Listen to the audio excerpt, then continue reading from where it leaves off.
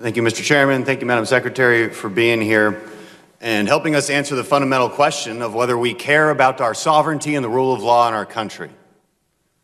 And unfortunately, I have this now cynical view that I'm not so sure we all agree on that we all value the rule of law and value the ability to manage our border effectively.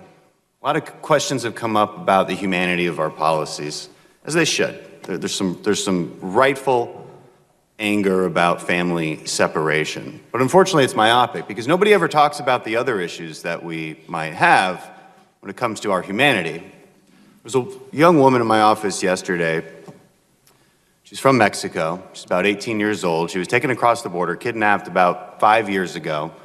On the third attempt, because they were turned back twice by Border Patrol, on the third attempt, they made it through, and she was brought to New York City, where she was raped approximately 30 times a day for 5 years. I don't know why nobody talks about that kind of stuff. When I was at the border in McAllen, in one day, in one location, 16 kids came across with adults that were not their parents. Further questioning and follow-through led to a stash house with 54 people kidnapped inside in Houston. Nobody talks about that humanity. Those are direct results of the fact that our asylum laws are taken advantage of. That's a direct result of the fact that that woman in my office was allowed to walk straight across the border. Nobody stopped her. There's no wall, nothing. Would have been turned back otherwise and not been in New York City to suffer the absolute nightmare that she did. And then we get to the question of whether walls work. And this has been a really fun conversation over the last couple months. Do walls work?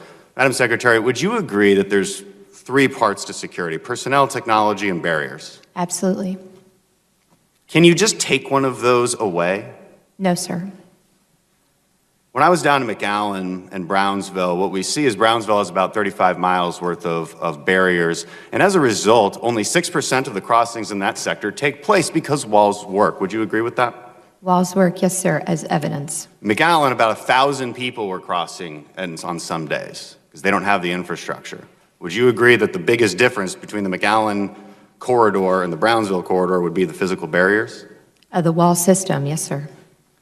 Been a lot of red herrings that have been thrown out there to argue these points. Drugs like fentanyl come through points of entry. Yes, we know. You would agree with that, right? Yes. Does that have anything to do with the conversation about whether we need barriers between points of entry? It does not, because it's not an either or. There's always the conversation about we just need more technology because then the border agents can just chase people around.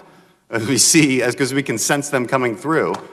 Is that the only solution, or do you need that plus barriers plus personnel? We need all three. We also need the ability to detain and remove when there's no legal right to stay. There's a point often made that the border crossings are the lowest in years. We had about 400,000 last year, although that's quickly on the rise, as you've noted, 76,000 just this last month. The point is often made that because it's lower than in the year 2000, that there's no crisis. Is that accurate? Is 400,000 a year a low number? Sir, it's not, but again, if I could, respectfully, it's because of the flow. It's because these are families. It's because these are children. That is why it's a crisis. It's a terrible, horrific journey that they undertake. And let's get to that. As these arguments are made against points that, frankly, we're not even making, you mentioned the children and why that's the nexus of this crisis. Why does that happen? Is it because of our asylum laws? Is it because of the fact that if you bring a child across the border, well, and I think as you mentioned this before, if you bring a child with you, it's your ticket into the United States. All you have to do is claim asylum. Would you agree that our asylum process is completely taken advantage of? Yes, sir. Would you agree that if we were to put more resources at points of entry so that we could humanely bring people in and hear their asylum case, but not let them loose into the country, would that dramatically reduce these illegal crossings as well? Would that be part of the solution as well, to reform the actual asylum process? Yes.